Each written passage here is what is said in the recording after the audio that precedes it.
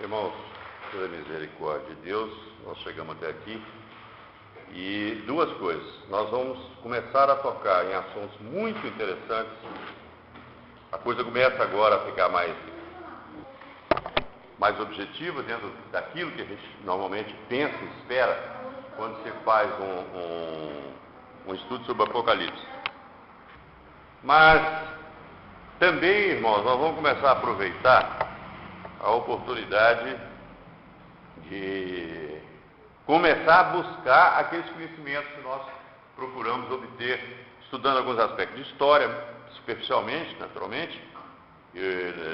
Não é a intenção de estudar exatamente história, mas aqueles pontos importantes de história do que já aconteceu aí atrás. Isso agora vai ser importante para nós, como os irmãos vão perceber. E aí nós vamos ter que voltar a algumas partes dessas. Eu vou ler o último versículo que nós lemos no domingo passado para pegar a partir do 18, que seria o de hoje. Só para pegar o ganchozinho. Apocalipse 11, eu vou ler o 17 e depois nós seguimos a leitura. Dizendo: graças te damos, Senhor Deus Todo-Poderoso, que és e que eras, porque assumiste o teu grande poder e passaste a reinar. Então nós mencionamos que isso aqui é exatamente aquele momento em que Jesus recebe, assume, é o momento da posse, porque até então ele já está diplomado, fazendo um parâmetro aí, uma comparação com o nosso sistema eleitoral. Então, a partir desse momento, realmente ele está diplomado, ele agora está em condição de receber, não é? Ele já está recebendo o reino, e daí para frente é glória sobre glória, como na verdade nunca deixou de ser. Na verdade, as nações se enfureceram. Chegou, porém, a tua ira, e o tempo determinado para serem julgados os mortos, para se dar o galardão aos teus servos, os profetas, aos santos e aos que temem o teu nome, assim aos pequenos como aos grandes, e para destruírem os que destroem a terra. Quem não tem o mínimo de conhecimento que nós já temos com relação ao Apocalipse, vai ter muita dificuldade de entender uma passagem como essa. Vai ler e entrou por um ouvido, saiu no outro, entrou num olho, saiu no outro, não vai se aperceber. Mas nós vamos poder digerir isso aí.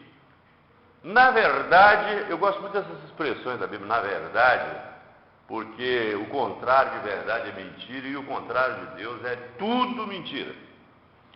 Os irmãos, os homens, os seres humanos são tão tapados quando não aceitam. Tapados no sentido de que não entra nada na cabeça, né? São tão tampados que acabam eles próprios falando coisas ridículas. Ontem eu escutei num canal, eu digo que escutei, porque a televisão fica lá no meu escritório, meio que de costas para mim. Então, às vezes, o pessoal está vendo alguma coisa, eu estou escutando, mas não estou vendo. Mas o indivíduo estava dizendo, num canal desses aí, não sei se eu Discovery, não sei que canal aquele, supostamente ciência, mas dizendo que o DNA, que hoje todo mundo já conhece, né? É uma coisa que vai na relação, está relacionado com o cromossomo Y. A mulher tem dois tipos de cromossomo, X e X, o homem tem X e Y. E esse cromossomo Y que determina o sexo. Então, é esse cromossomo Y é que leva principalmente a corrente do DNA. É por isso que não se faz exame de DNA da mãe, faz DNA do pai. Bom, o importante disso, que eu estou querendo lembrar para os irmãos aqui, é o seguinte: é que essa pessoa lá na televisão, falando a respeito do DNA, disse que isso permitiria exames até de fósseis e de muita coisa, na busca que até se chegaria ao Adão científico. Presta atenção na ignorância. Quer dizer, não querem aceitar o Adão bíblico, mas um Adão científico. Não seria a mesma coisa? O DNA nesse caso não estaria apontando para a verdade? Uma revista americana, me parece que o Life, de uns 2 ou 3 anos atrás, trouxe na capa uma figura de uma mulher e dizendo de alguns experimentos e alguns estudos científicos que apontavam para que toda a humanidade teve uma única mãe, seria a Eva, na verdade, mas nunca que conseguem ver, porque se os céus proclamam a glória de Deus, o firmamento anuncia a obra das suas mãos, É nas mínimas coisas, não é só o firmamento, aquela montanha, as flores, os pássaros, essas coisas maiores, as baleias. Não é só isso, não. As pequenas coisas, né, como o que se conhece hoje em termos de biologia, em termos de DNA, que ele mencionou lá, ao invés de aproximarem essas pessoas da verdade, eles permanecem na mentira. Na verdade, a palavra de Deus fala isso, que Deus tocou neles, ele é o espírito do erro, não é isso? Então, cada vez mais eles se afundam nesse lomaçal de mentira, e quem é mentiroso não sabe conviver com a verdade. Não sabe. Muito bem.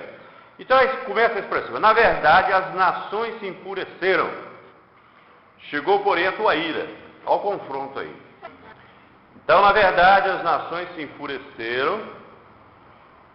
Chegou, porém, a tua ira. Então, nós estamos acostumados a ver Jesus como cordeiro. Não é isso? Mas agora vai se conhecer o leão da tribo de Judá. Agora é diferente. Agora nós vamos botar as coisas nos devidos lugares. É o que o Senhor Jesus vai fazer. Chegou, porém, a tua ira. As nações se enfureceram. Não é isso que a gente tem visto? Olha o comportamento das nações de um modo geral, nos dias de hoje. Está se voltando ao clima de Hitler, que dizia que o mal do mundo eram os judeus. Então tinha que acabar os judeus porque o mundo melhorava. E é por isso que cada vez mais o clima vai favorecendo a ideia de um governo mundial. Porque diz, tem que pôr ordem nesse negócio todo. Né? Não vai poder, vai ser necessário. Olha o que a gente vê daqueles filmes americanos de faroeste. Muitos filmes começam com uma cidadezinha contratando um pistoleiro, um xerife bravo, para matar os indivíduos que constituem o mal ali naquele lugar, para limpar a cidade. Quer dizer, por quê? Por causa do clima de insegurança que aquela cidadezinha estava vivendo. Então contrata um sujeito desse e ele vai lá. Eu comparo muito a minha atividade de consultor a esse tipo de xerife. A empresa está com um problema lá, chama a gente, depois que a gente já resolveu as coisas, a gente começa a sobrar, então tem que ir embora. Tem que ir para frente. Então, irmãos, olha o clima. As nações se enfureceram. As nações se enfureceram. Nós vamos ver no capítulo 12, na hora que eu virar a página aqui, nós vamos ver o seguinte, que o dragão, na impossibilidade de destruir o menino que nasceu, que é Cristo e é a igreja, que foi arrebatado para o céu, vai perseguir a mulher. São as nações em fúria. Não é o diabo pessoalmente, mas ele instigando as nações. E nós já sabemos que ele vai fazer isso na medida que ele assume não só o corpo, mas o domínio do mundo através do homem que estiver na presidência desse governo mundial, que já está com tudo pronto para acontecer. Só tem uma coisa que o impede, é a presença da igreja. E é por isso, né, que eu tenho lembrado aqui, já tem dito aí que nós somos bem abduzidos, é o termo, levados por uma grande nave. Essa história já está aí, preparada, inclusive, para explicar a hora que nós deixarmos um montinho de roupa no chão, né, irmão? Eu estou dizendo isso o seguinte, que nós vamos ser arrebatados, já vamos sair com as vestes celestiais, né, que na verdade nós já temos, que o Senhor tem feito por nós. Na verdade, as nações se enfureceram, chegou, porém, a tua ira. Então nós vamos ver o seguinte, que a situação agora é de Jesus, assumindo essa condição toda de rei do universo, que ele é, na verdade, aí ele vai tratar com as nações. Vai ou não vai? Mateus 25, vamos lá. A partir do verso 1. Não, perdão. 31. Quando vier o Filho do Homem na sua majestade. Então os irmãos não viram que ali no Apocalipse nós percebemos a expressão clara de que o reino agora passou para o Senhor, ele agora toma posse do reino. Quando vier o Filho do Homem na sua majestade. Então, o que é majestade? Majestade é rei. Não se usa majestade por Lula. E eu não estou aqui indo contra ele não, porque o cargo dele não dá para se chamar de majestade, né? Dizem do Papa ser ele sua santidade. Então existem alguns títulos que são característicos de determinadas circunstâncias. Mas a rainha da Inglaterra é sua majestade. O rei da Suécia é sua majestade. O rei da Espanha é sua majestade. E assim sucessivamente. Quando vier o Filho do Homem na sua majestade e todos os anjos com ele, irmãos, já imaginar que tropa de choque tremenda que é o Senhor Jesus com todos esses anjos. Os irmãos estão lembrados que Jesus um dia afirmou, lá na hora que eles foram prendê-lo, que Pedro, inclusive, deu aquela espadada na cabeça do sujeito. Você não pensa que foi na orelha, não. Pedro não mirou a orelha, não. O cara que começou a tirar fora. Não é? Pedro mandou a espada no indivíduo. O que Jesus falou? Vocês estão lembrados? Falou que não é, o reino dele não é desse mundo. Quer dizer, ele não preocupa com isso, não. Se ele quisesse, ele pediria miríades de anjos e eles iriam e lutariam por ele. Precisava, né? Mas por força nem violência. Mas, quando vier o Filho do Homem, na sua majestade, e todos os anjos com ele, então se assentará no trono da sua glória. Então, ele virá. Então, o trono é aqui. É aqui. É Jerusalém. Por isso, Jerusalém é a cidade santa, maravilhosa de Deus, né? O Monte Sião, chamado a casa de Davi, lá em Hebron. Ontem eu estava lendo exatamente a respeito dessa passagem. Davi fugitivo ali, porque Saul estava perseguindo, e eles conquistaram, ali fala inclusive dos valentes de Davi, e isso foi conquista realmente dele. E é por isso que ali é um lugar santo, um lugar sagrado, é a cidade de Davi. E todos os anjos com ele, então se assentará no trono da sua glória, e todas as nações serão reunidas em sua presença, e ele separará uns dos outros, como o pastor separa os cabritos das ovelhas. Se nós fôssemos para frente, nós íamos ler Isaías 2:4, nós íamos ler lá em Joel 3:1-2, que trata desse assunto. Mas vamos para frente. O que eu quis foi só lembrar que as nações, está previsto desde lá de trás, que as nações iriam ter um confronto com o Senhor Jesus. Então, na verdade, as nações se enfureceram. Então, Jesus vai chegar, separar as nações e vai julgá-las, conforme está lá no final lá desse capítulo e lá em Joel. Chegou, porém, a tua ira e o tempo determinado para serem julgados os mortos. Agora, nós dissemos o seguinte, que os que morreram em Cristo ressuscitaram e participam com o Senhor durante os 7 anos das bodas do Cordeiro, enquanto que aqui na terra está se cumprindo a última semana de Daniel. Estão lembrados, irmãos, de todos esses detalhes? Então, enquanto se cumpre aqui, a igreja está no ar, não sei como, nem onde. Eu acredito que a Jerusalém Celestial provavelmente seja o grande palácio do rei, e ela é física e ela vem se aproximando, não é isso? Por que não? O homem coloca satélites aqui em órbita da Terra, por que não?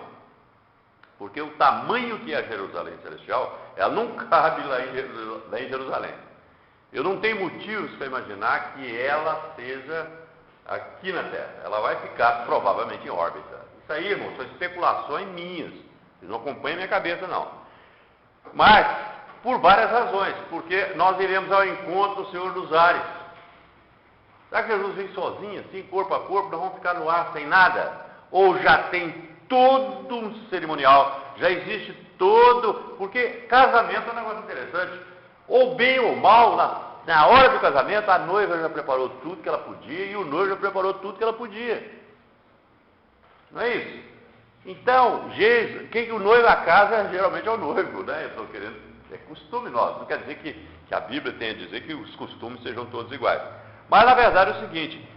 Dá para a gente perceber que, sendo a Jerusalém Celestial, como nós vamos estudar aí para frente, sendo a Jerusalém Celestial algo tão monumental, irmãos, vocês já imaginaram o que é um quadrado? Imagina um dado. Um dado é um quadrado, né? Todos os lados iguais.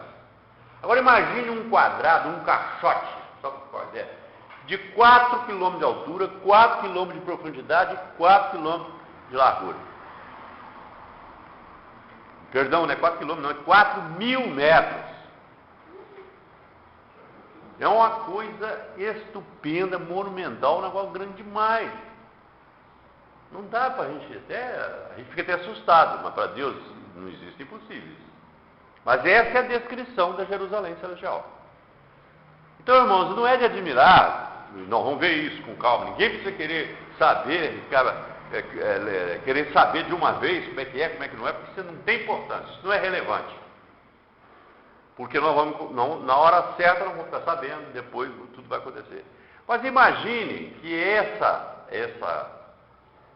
Jerusalém Celestial, ela venha e fique aí durante os 1000 anos em órbita da Terra. E nós descemos, subimos. Como é que é a escada de Jacó? Jacó sonhou com o quê? Jacó não sonhou, né? Os anjos subindo e descendo a escada. Pode ser que seja apenas um sonho, pode ser que ele tenha visto alguma coisa real, que Deus tenha antecipado e mostrado para ele. Não importa, meu irmão? Especulação não importa, mas a gente tem que exercitar também um pouco, com base na Bíblia, algumas coisas que podem estar acontecendo dessa maneira. Porque senão, onde é que a igreja vai ficar? Vamos pensar na logística da instalação do reino do Senhor. Como é que fica isso? Nós vamos viver e reinar com Cristo. Muito bem, vamos viver e reinar com Cristo. Onde é que nós vamos dormir? Talvez não precise dormir. Mas então como é que vai ser? Vai ter que ter um lugar, tem que ter uma base, tem que ter alguma coisa. E olhando do ponto de vista da Jerusalém atual, amada do Senhor, percorrida pelo Senhor, de Davi e tudo, quer dizer, uma coisa sagrada para os judeus e acaba sendo sagrada para nós também. Será que ali é que nós vamos estar? Não acredito não. É alguma coisa que Deus preparou. E o que Deus preparou é grandioso. E pode ser então isso. Quando nós chegarmos na frente aqui, na leitura sobre como é que é a Jerusalém Celestial, aí a gente pega essas ideias de novo e vamos ver se a gente tem um vislumbre, pelo menos, do que poderia ser. Uma coisa eu já posso dizer, não é naquela que está lá. Ali que não cabe. Nós não vamos desalojar os outros lá. Ou seja, a igreja do Senhor Jesus, quer dizer, fez o casamento, nós não vamos ser sem teto, meu irmão. Nós não vamos ser sem teto. E provavelmente é alguma coisa maravilhosa que Deus tenha preparado. Existe alguma impossibilidade nisso? Não existe nenhuma impossibilidade nisso. Do mesmo jeito que o Juscelino construiu Brasília, vai ser o lugar do governo, o Aécio Neves vai construir ali onde era o Serra Verde, a Brasilinha, uma Brasíliazinha, né? Uma sede para o governo. Por que Jesus não iria também pensar agora? Mas esse não é o relevante. Na verdade, as nações se enfureceram, chegou por eles a ira e o tempo determinado para serem julgados os mortos. Então, o que eu lembrei? É que a igreja já terá sido arrebatada. Por que nós temos certeza disso? Primeiro, que ela tem que estar lá, ela tem que comparecer. Segundo, porque o mundo, a promessa de juízo, que está lá desde Deuteronômio 18 e 19, desde Deuteronômio, que está já previsto que o profeta enviado pelo Senhor iria falar pelo Senhor. Deus não ia falar mais pessoalmente com eles, mas também não podia usar Moisés, porque Moisés ia morrer. Mas enviaria um profeta, semelhante a vós, semelhante a ti, do meio do teu povo, né? Em cuja boca colocarei as minhas palavras. E de todo aquele que não der ouvidos, que não ouvir as palavras que ele disser em meu nome, disso lhe pedirei contas. Então está aí prometido que quem não escutou Jesus, quem não ouviu a palavra do Senhor, vai entrar em juízo. E Paulo diz o seguinte aos Tessalonicenses, ele afirma para eles que não ficar preocupado com quem já morreu não, porque é dada a ordem, ouvida a voz do arcanjo, soada a trombeta de Deus, os mortos em Cristo ressuscitarão primeiro, porque os outros mortos não vão ressuscitar. Então eles já terão ressuscitado primeiro e os outros mortos. Agora, no final, é quando Jesus voltar, né, lá no final das contas, é que esses mortos vão ser julgados.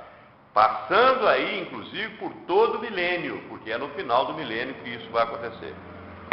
Então, serão julgados os mortos para dar o galardão aos seus servos, os profetas. Agora, irmão, vamos prestar atenção numa coisa que está aqui. Ele vai dar, os mortos vão ser julgados, muito bem, é o juízo final, para se dar o galardão aos teus servos, os profetas. Então veja que o Senhor já faz aqui uma distinção. Quem que é o profeta? É aquele que fala em nome do Senhor. Não só aqueles profetas do passado, não só aqueles que têm o dom de profecia só, mas todo aquele que fala em nome do Senhor, ele é profeta. Todo aquele que afirma. Existem, inclusive, os falsos profetas, mas aqui são os profetas do Senhor. A dar galardão aos teus servos, os profetas. Então, nós também somos chamados de servos de Deus. Aos santos e aos que temem o teu nome.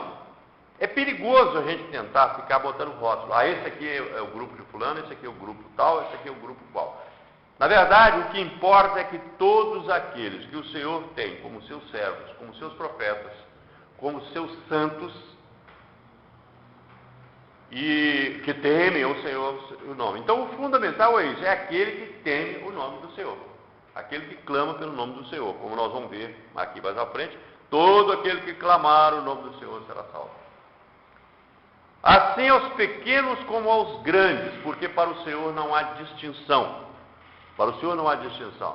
Se eu perguntar a uma senhora que cuida da cozinha da sua casa, qual é que é a panela, a frigideira, a colher, a coisa mais importante, ela vai dizer o seguinte: depende da hora, depende do que eu vou fazer. Né? Lá dentro de casa, dá nada a vida quando eles jogam minhas latinhas de Nescau, que eu corto a beirada direitinho, que eu deixo guardado lá junto num cantinho, perto do botijão de gás, que é para eu cozinhar ovo, para esquentar ovo às vezes de manhã. Hoje mesmo eu esquentei um ovo lá. Eles pegam, acham que aquilo ali e jogam fora. Mas para aquela finalidade é importante. Por isso, irmãos, que a gente tem que estar lembrando sempre que nós não somos inúteis. Não existe na casa do Senhor ninguém melhor do que ninguém. Alguém pode ser mais alto, outro pode ser mais baixo. Alguém pode falar melhor, outro pode falar pior. Um pode ser muito culto, o outro menos culto. Para Deus, todos são iguais. Eu tive durante algum tempo um escritório no centro de Belo Horizonte, que era no último andar de um prédio, 18º andar. E ao lado das salas, assim, tinha uma varanda de fora a fora. Se a gente chegasse assim na beirada, assim, daquela coisa, a gente via a rua de São Paulo lá embaixo, ali, centro mesmo, ali perto da São Paulo com Amazonas. Já olhava lá embaixo. E uma das coisas que eu achava interessante, eu não gostava muito de olhar, eu tenho medo de altura, me sinto bem olhando assim para baixo. Mas quando eu ficava olhando um pouco, é interessante a gente ver as pessoas dessa altura, porque você só vê o ombro, a marquinha da cabeça e uma perna para lá e para cá, assim. Entendeu? Ninguém daquela altura consegue olhar para baixo e saber se o que está passando ali é bonito, se é feio, se é alto, se é baixo. Quando muito, pode perceber se é homem ou se é mulher. Mas isso se a mulher tiver de saia, né? Porque daquela altura você não vê. Eu gosto de pegar essa ideia, mas é mais ou menos assim que Deus nos vê, porque Ele nos vê de cima. Ele está vendo quem que é o mais alto, Ele não está vendo quem é bonito, entendeu? Agora, uma coisa dá para a gente ver, é o jeito da pessoa andar. Um mais depressa, um mais devagar. E eu acho que é isso que o Senhor olha, é a maneira como nós andamos, é a maneira como nós procedemos, é a maneira como nós vivemos, como nós estamos diante dEle. Assim aos pequenos como aos grandes, e para destruíres os que destroem a terra. Nos dias que nós estamos vivendo hoje, esse versículo final aqui, essa parte final do versículo, ela acaba tomando uma conotação bem diferente, irmãos. Bem atual, não é? Porque até, vamos supor, 100 anos atrás, como é que um servo de Deus, estudando esse versículo, ia entender esse negócio aqui dos que destroem a terra? Porque eu acredito que há 100 anos atrás, na verdade há 60 anos atrás, que eu me lembro, 60 e poucos anos atrás para cá, eu me lembro, a terra era muito tranquila, não estava sendo destruída assim não. E tem mais, no tempo, aí vai o quê? Uns 30 anos, 25 anos, não sei, que o Delfim Neto era ministro da Fazenda. E lá fora já começava um pouquinho de preocupação com poluição. E eu me lembro claramente que o Delfim fez numa entrevista, ou alguma coisa assim, ele disse o seguinte, que eles podem vir para cá, que nós aqui não estávamos preocupados com isso não. Olha bem, não havia nem no ministro da Fazenda, de uns 25 a 30 anos atrás, a preocupação com a poluição. E hoje? Hoje está na boca do povo. Hoje todo mundo sabe o que está acontecendo. Hoje nós sabemos que a terra está sendo destruída. Então o Senhor vem dizendo, galardão aos seus servos e profetas, aos santos e aos que temem o seu nome, assim aos pequenos como aos grandes, e para destruíres os que destroem a terra. Quando lá no capítulo 3 do livro de Atos, fala que Jesus Cristo, que está no céu, à direita do Pai, ele vai permanecer lá até o tempo da restauração de todas as coisas. Isso significa que na sua volta o Senhor Jesus vai restaurar a terra. Ô, gente, vocês mandam os carros de vocês consertar na minha oficina, porque os meus mecânicos são treinados na própria fábrica. O que significa isso? Propaganda que às vezes a gente escuta. Significa que o indivíduo conhece, vou usar uma linguagem da turma, né? Conhece a manha do fabricante. Então tem toda a condição de colocar aquilo como era quando saiu de fábrica.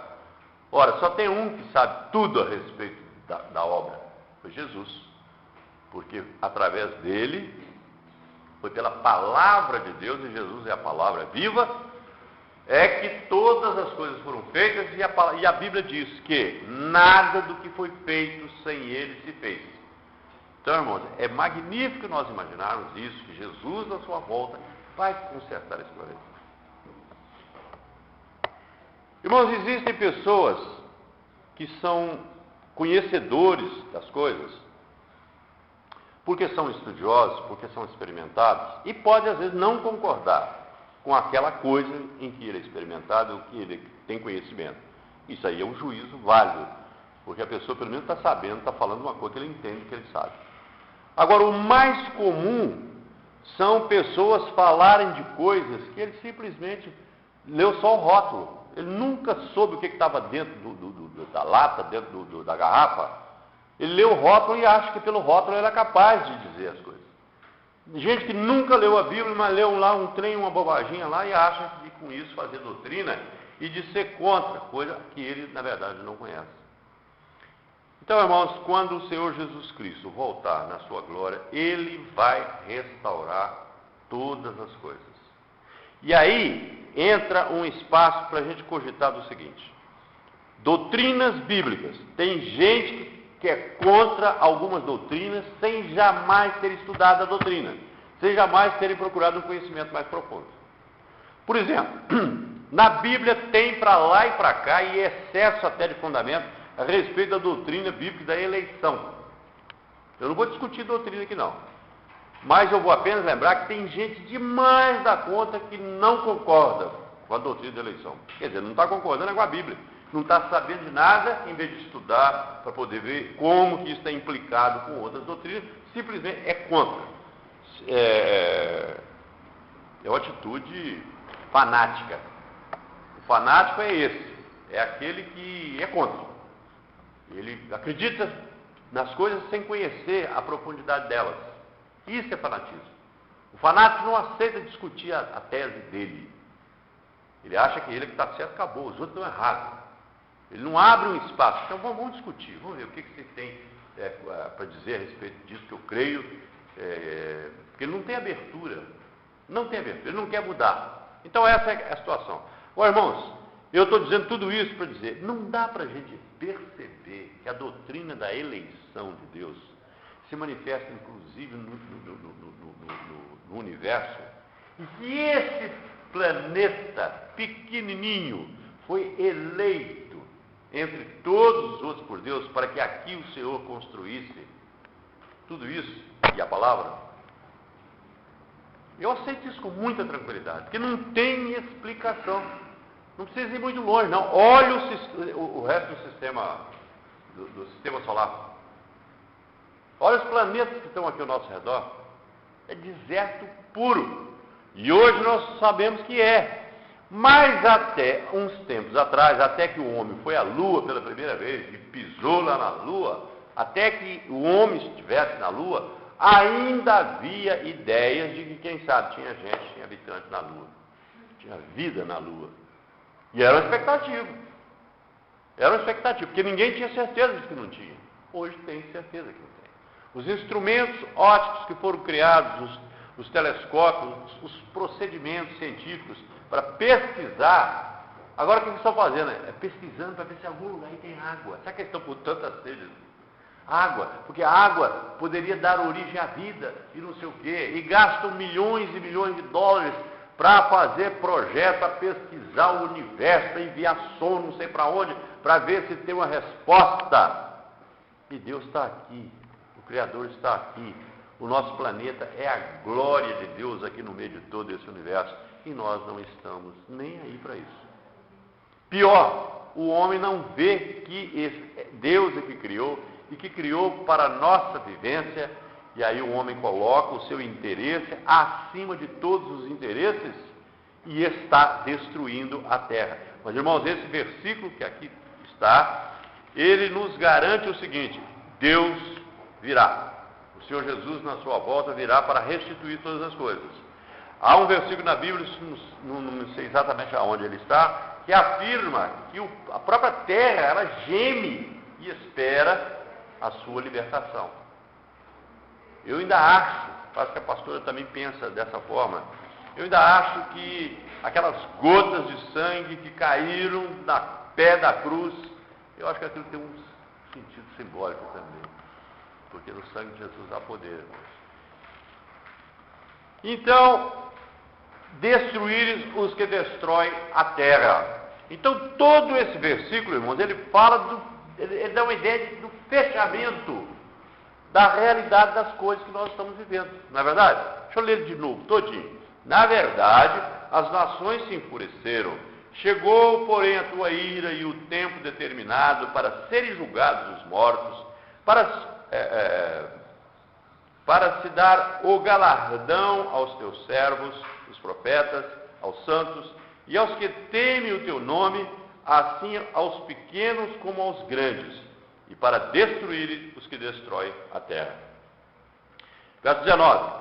Abriu-se então o santuário de Deus, que se acha no céu, e foi vista a arca da aliança no seu santuário. Irmãos, onde é que está a arca hoje? Eita! Vai ganhar dinheiro demais vendendo a informação para aqueles que vão fazer reportagens, livros. Vai ser uma coisa impressionante. Uns dizem que ela está lá, não sei aonde, na África, com o resto de uma tribo lá, não sei qual delas, as tribos de Israel. Outros dizem muitas coisas. Agora estão dizendo que ela está escondida lá no templo, que tem uma porta lá que fecharam, fizeram um cemitério na frente, que provavelmente a arca está lá dentro. Irmãos, a única referência que eu tenho visto, e eu confesso que foi agora, recentemente, mas para ser mais exato, hoje de manhã, conversando com o Davi, é que esse texto aqui salientou um pouco mais. E eu vou dizer para os irmãos o que me passou no coração mais que na cabeça. Abriu-se então o santuário de Deus, que se acha no céu. Bom, esse santuário de Deus que se acha no céu pode muito bem ser também a Nova Jerusalém, igual eu falei ainda há pouco, viu, irmãos? Porque o importante é que ela não está na terra, pelo que esse versículo disse aqui. Por exemplo, vamos fazer umas avaliações. Abriu-se então o santuário de Deus, que se acha no céu. Então não está na terra. Correto? E foi vista a arca. Então a arca também não está na terra, ela está no santuário. Agora, que dia que ela foi para lá? Não importa que dia que ela já foi. Ela já foi. Ela nunca mais foi encontrada. Ela não irá. Não existe nenhuma referência a isso. Apenas que ela já foi. Agora, é bom sempre procurar algo na Bíblia que dê algum respaldo para isso. Aí eu pergunto aos irmãos, do mesmo jeito que eu perguntei onde é que está a arca, vou perguntar aos irmãos, onde é que está o corpo de Moisés?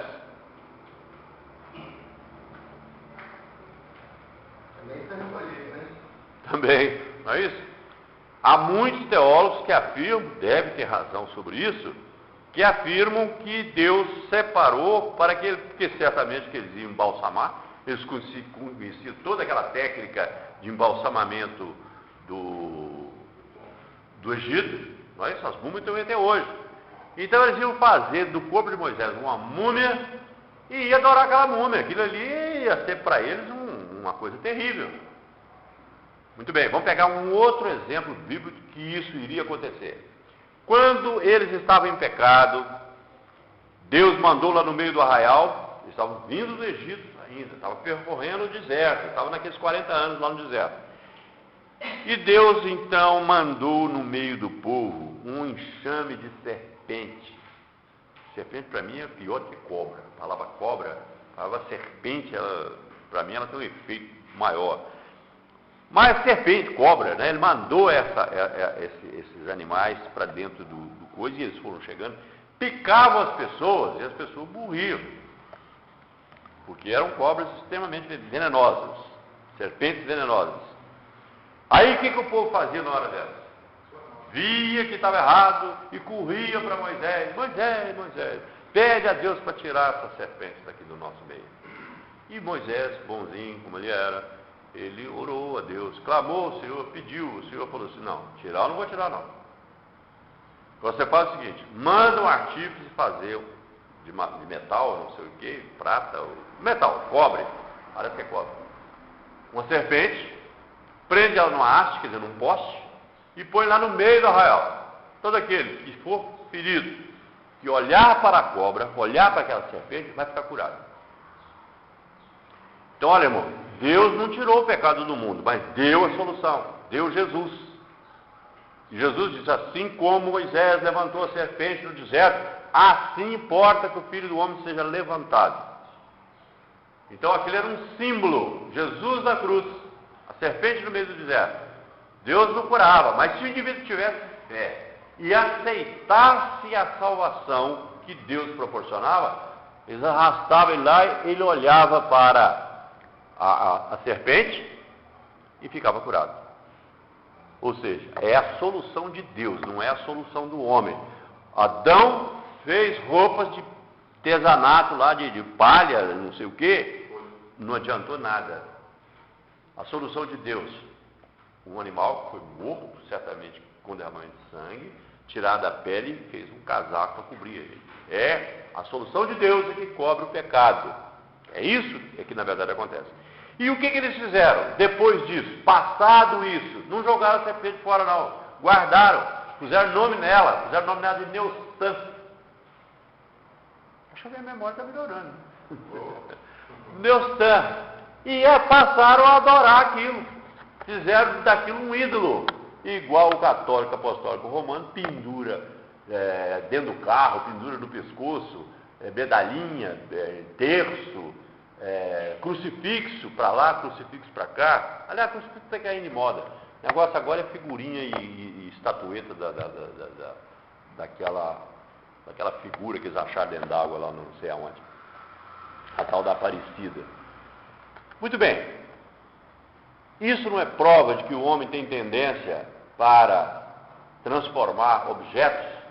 Deus disse que apareceu para eles lá no monte, sob a forma de fogo, e não de um animal, de um peixe, ou qualquer coisa desse sentido, para que eles não estabelecessem em cima daquele objeto, daquele animal, uma idolatria, como os outros povos sempre fizeram.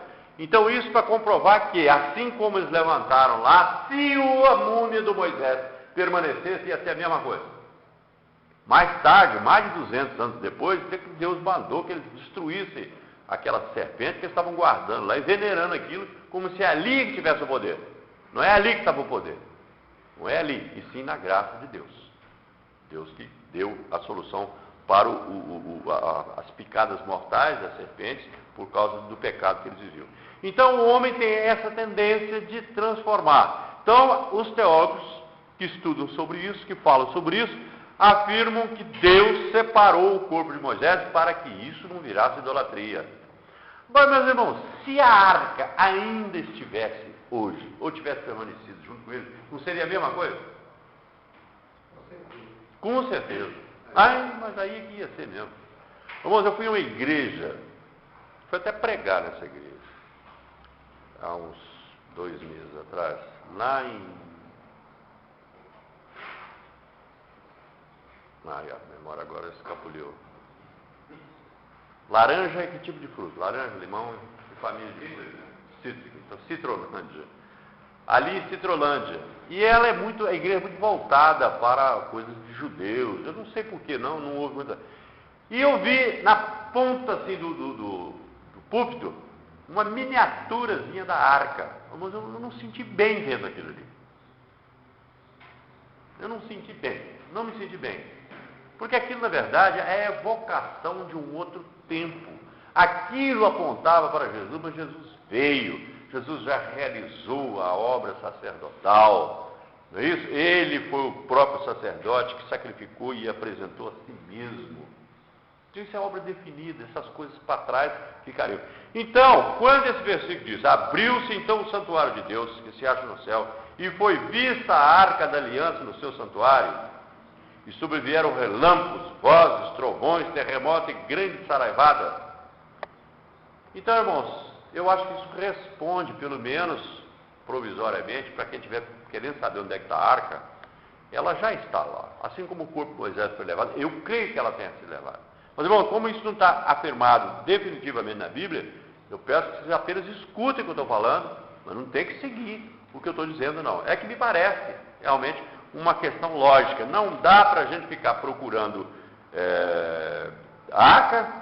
Quem está procurando arca é para fazer filme, é para fazer reportagem, não é nada com interesse com as coisas de Deus, então também nós não devemos estar preocupados. Mas quem tiver com muita pressa pode ficar com essa ideia. Ela está no céu, ela está no santuário de Deus e vai se manifestar, vai ser apresentada como uma coisa de honra de Deus. Deus vai mostrar o que Ele fez, tudo mais nesse momento. E toda vez que a gente tem uma manifestação assim da presença, da glória de Deus, essas figuras estão aí juntas. Relâmpagos, vozes, trovões, terremotos e grande saraivada. O que são isso?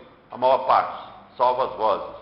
Manifestações físicas, coisas que podem ser alcançadas e entendidas pela nossa sensibilidade, pelos nossos 5 sentidos, os quais nós lembramos aqui atrás.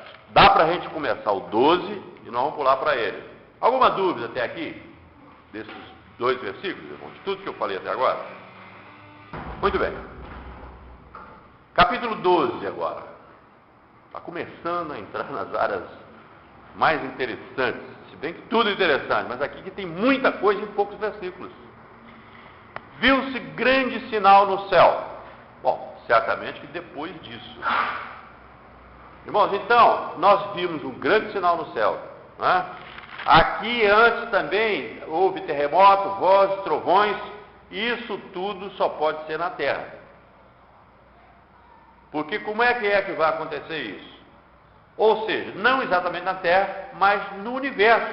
Foi um fenômeno universal, com características de coisas aqui realmente da Terra. Porque relâmpago, trovão, terremoto e saraivada é coisa que nós conhecemos aqui na Terra. E a cena começa agora a voltar-se para a Terra de novo, apesar de ainda ter o sinal. Vai começar um sinal no céu, mas a coisa vem para o nível da Terra. Viu-se, capítulo 1 do versículo 12. Inverti tudo. Versículo 1 do capítulo 12. Viu-se grande sinal no céu, a saber, uma mulher vestida do sol, com a lua debaixo dos pés, e uma coroa de 12 estrelas na cabeça, que, achando-se grávida, grita com as dores do parto, sofrendo tormentos para dar à luz. Já mencionei aqui, meus irmãos, que os católicos entendem, os teólogos católicos entendem, para eles isso é tranquilo, é coisa clara, que é mulher, eles logo imaginam que seja Maria. por causa da mariolatria, por causa do culto a Maria, que é uma distorção tremenda dentro do cristianismo. Eles deslocam tudo que seria Jesus para Maria, e a glória que Maria merece dela, eles não se lembram. E tiram, na verdade, a glória dela por tudo que fez, por tudo que passou, por tudo que Deus fez e usou a vida dela. Vestido do sol com a lua debaixo dos pés, e uma coroa de 12 estrelas na cabeça, que achando-se grávida, grita com as dores do parto, sofrendo tormentos para dar à luz. Isso é uma figura da nação israelita. Essas 12 estrelas são os 12 patriarcas, sem dúvida nenhuma. E achando-se grávida por quê? Porque foi do judaísmo que veio o cristianismo. Jesus, a doutrina, a salvação veio dos judeus. Jesus foi claro em dizer isso. A salvação vem dos judeus. Então toda a nação durante muito tempo passou por todos aqueles transtornos, toda a perseguição e tudo mais, para dar à luz. Agora, paralelamente, viu-se também outro sinal no céu, e eis um dragão grande, vermelho, com 7 cabeças,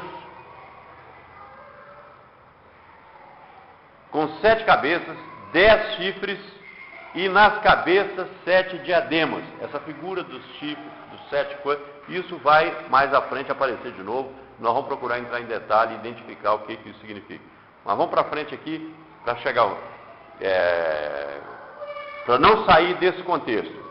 A sua cauda arrasta a terça parte das estrelas do céu, as quais lançou para a terra. E o dragão se deteve em frente da mulher que estava para dar à luz, a fim de lhe devorar o filho quando nascesse. Bom,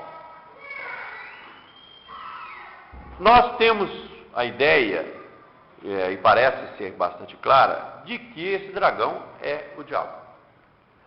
Mas do mesmo jeito que a mulher é a mulher, mas o filho também que sai dela, ela é Israel, a mulher representa Israel, nós vamos ter também aqui a própria ideia do seguinte, é que esse dragão vermelho com 7 cabeças e 10 chifres, ele é Satanás, mas ele é também o que, da onde vai originar o governo do anticristo, que é tudo isso que ao longo desses séculos, que historicamente nós já vimos aí, da própria formação histórica da Igreja Católica Romana, com poder aqui na Terra, como igreja desvirtuada, e que prepara o caminho para o anticristo. O anticristo vai nascer desse mesmo contexto.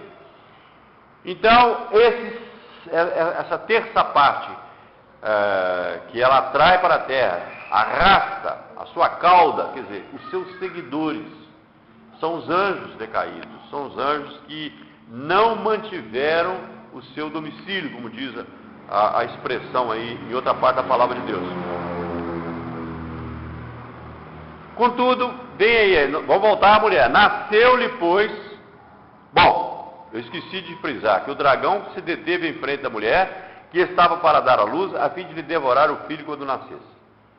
Isso significa que Satanás sempre se postou na condição de inimigo de Israel, de perseguidor de Israel, porque a intenção dele era devorar o filho quando nascesse. Que tentativas ele fez?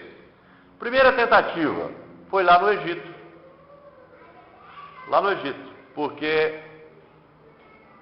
estava crescendo o povo e eles começaram então a matar, a exigir a morte de todo menino que nascesse. Porque Moisés é um tipo de Jesus.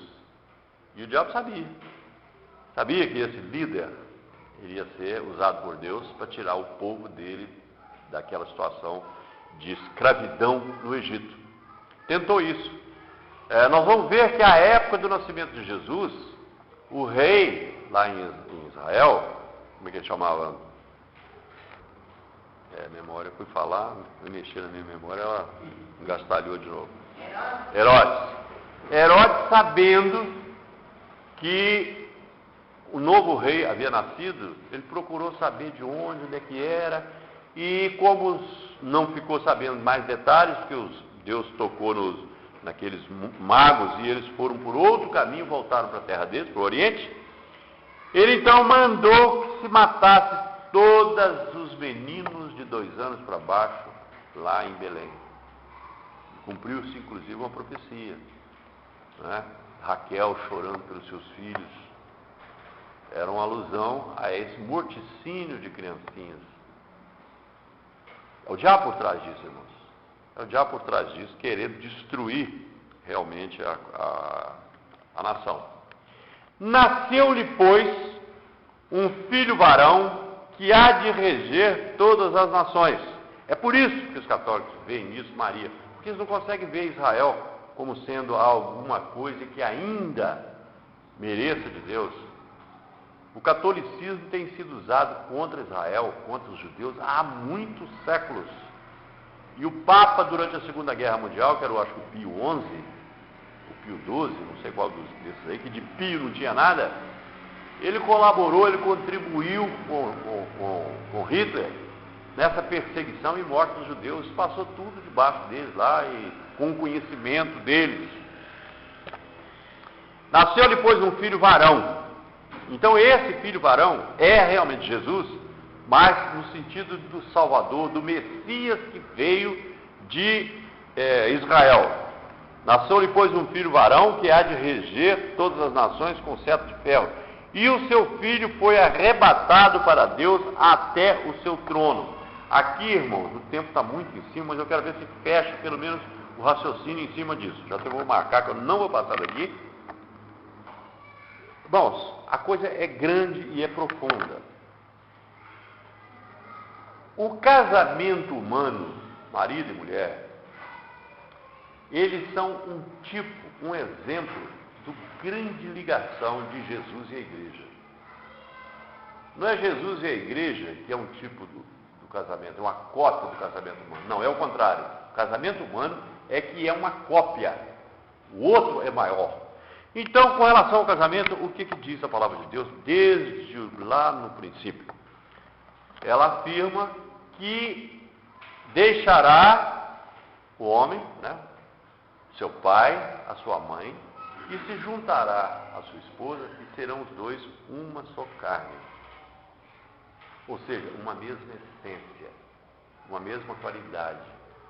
Eu afirmo, e afirmo principalmente para os solteiros, que um ser humano é um casal. Casal ajustado, ele é um ser humano. E o inimigo, o diabo, na luta dele contra o ser humano, contra a criação de Deus, ele tem que ser e é contra o casamento. Mas a gente tem que estar sempre orando ao Senhor e colocando o casamento junto, diante de Deus, porque isso é para valer. Essa é uma realidade, isso é maravilhoso. Então, se o casamento forma os dois uma só carne, você acredita que Jesus vai divorciar da igreja? Ao contrário, eles são e serão eternamente um só. Irmãos, isso a gente tem muito paradigma na cabeça da gente, não deixa a gente entender uma coisa grande como essa. E nós já reinamos com Cristo, já estamos sentados com Cristo nas regiões celestiais. A gente escuta isso e não entende, não vive, não entra na cabeça da gente, porque é tremendo. Mas nós já somos do Senhor. E é por isso que Paulo chama atenção para o fato de que não pode uma pessoa que já é de Cristo, que tem o Senhor, se unir, por exemplo, quando ele diz a uma meretriz, porque seriam os dois uma só carne. E como é que vai misturar uma coisa dessa? Então é uma situação... Agora, por que eu estou dizendo tudo isso? É porque aqui se aplica uma coisa que em estudo de profecia chama-se a lei do duplo sentido. Ao mesmo tempo que aqui está falando de Jesus, porque ele foi assunto aos céus, ele está falando do arrebatamento da igreja. Porque as duas coisas são um só. Por quê? Porque Jesus e a igreja estão unidos para sempre. Na oração sacerdotal, Jesus disse, agradeceu o Pai, porque nenhum dos que tu me deste se perdeu, a não ser aquele, né, que estava destinado realmente para isso, que era o Judas. Os irmãos percebem então que nesse texto aqui, tanto se refere a Jesus Cristo, que já foi na frente, assim como também, é igual o José, né, que foi na frente de Israel, para que depois Israel pudesse ficar livre da fome e da desgraça que aconteceu lá, mas ele não deixou de ser israelita, mas Deus tomou essa providência. Assim também nós devemos sentir isso. Nasceu depois do filho varão que há de reger as nações, mas nós vamos reger as nações? Nós vamos viver e reinar com eles 1000 anos. Está lá no finalzinho do Apocalipse. Então aqui se confunde Jesus e a igreja. Aqui já o tratamento aqui é o mesmo. O tempo pode diferenciar, mas é a mesma. Nasceu depois do filho varão que há de reger a todas as nações, com cetro de ferro, e o seu filho foi arrebatado para Deus até o seu trono.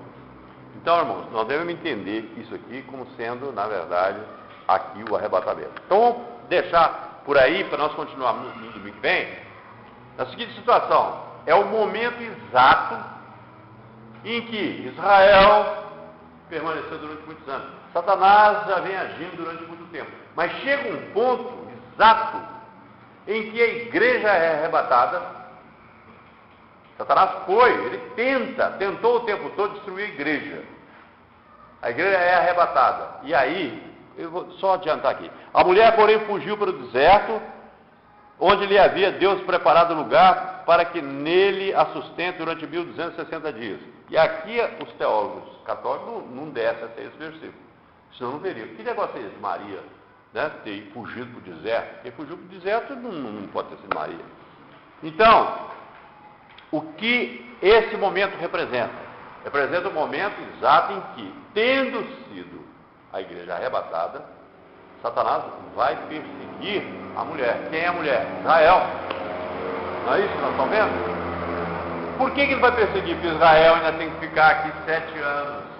E como é que ele vai fazer? Nós já temos dado, né, uns insights para os irmãos aí, umas afirmações, de que Satanás vai ajudar a estabelecer esse reino mundial, que é a solução humana da humanidade para os problemas da humanidade. Ele vai estar aí e ele só vai ter 7 anos, e desses 7 anos a armação dele é para destruir Israel. Ele não está nem aí para a humanidade, não está aí nem aí para o bem-estar de ninguém, mas vai fingir que está fazendo tudo bem, que está fazendo tudo certo, e a partir do domingo nós vamos dar continuidade aqui. Amém, irmãos? Sr. João, vamos orar? Vamos entregar ao Senhor.